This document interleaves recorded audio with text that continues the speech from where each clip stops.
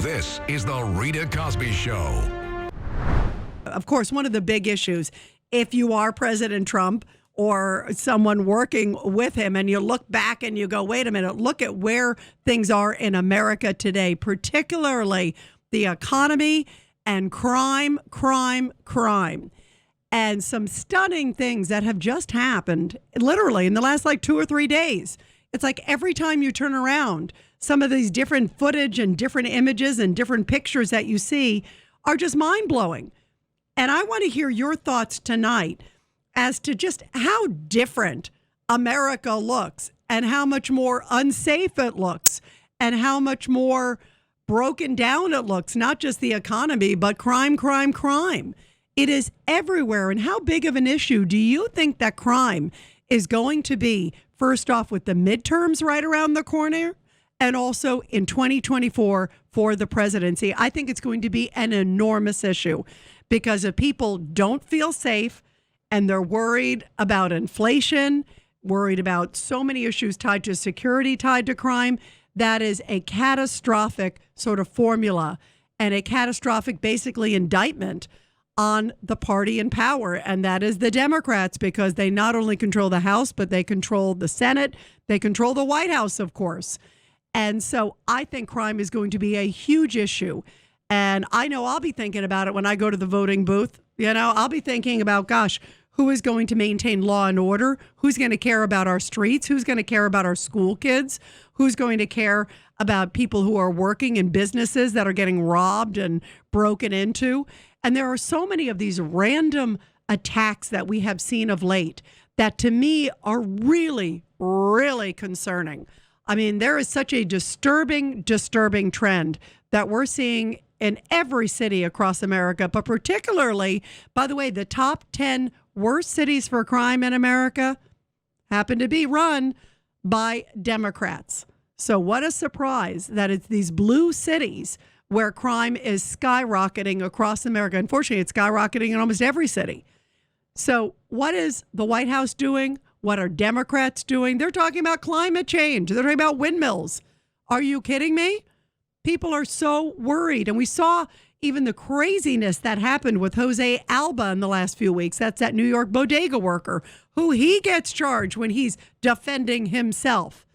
And now in the last few days, this to me is just stunning. Some of the examples that we have seen. First off, did you see this video? Oh my gosh, of this Brooklyn pastor who is live streaming his sermon before his church. He is literally speaking at his church, talking about faith and, all these beautiful values. And suddenly these armed gunmen come in and rob him. Nobody move. A church service isn't sacred, isn't sacrosanct. You're in trouble if you're preaching in a full church and it's being live streamed and someone's still going to rob you on that.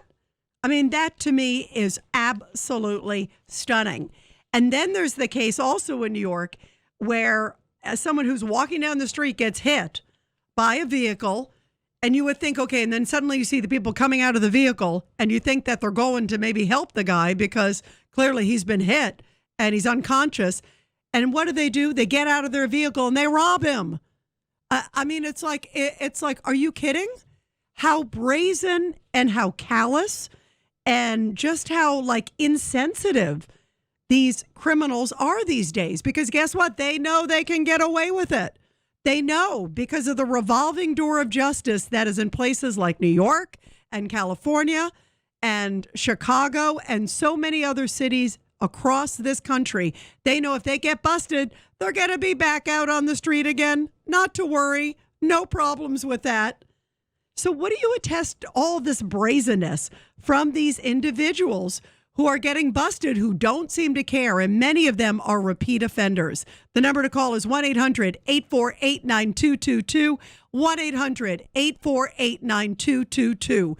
Do you see it too, that people are getting just much more brazen with their crimes, much more public with their crimes, much more hateful with their crimes? I mean, so many of these cases where they're just attacking just people who are walking down the street, walking by them on the subway, random attacks left and right, brazen attacks where they even know there's going to be surveillance video or somebody's going to be live streamed.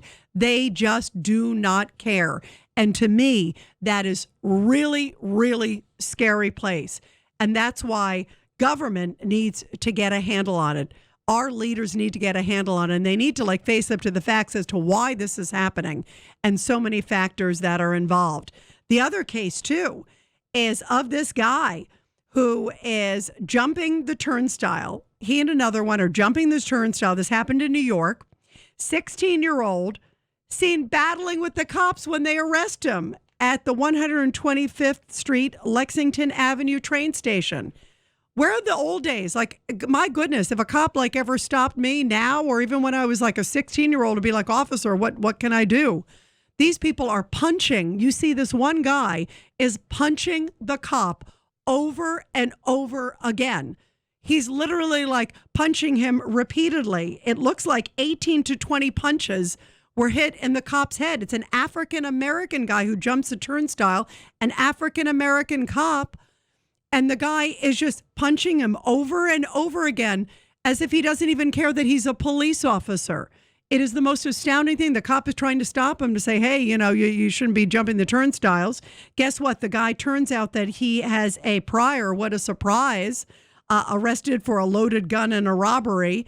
And guess what? He was released already after he assaulted an officer. He's charged with assaulting an officer and resisting arrest, and the guy has been released already. So what is the solution to all of this?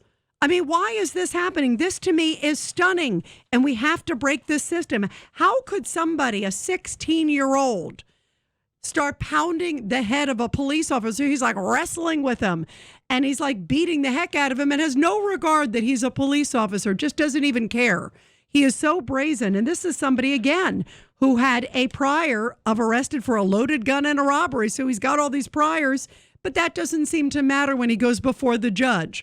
They arrest him after he's charged with viciously assaulting a police officer.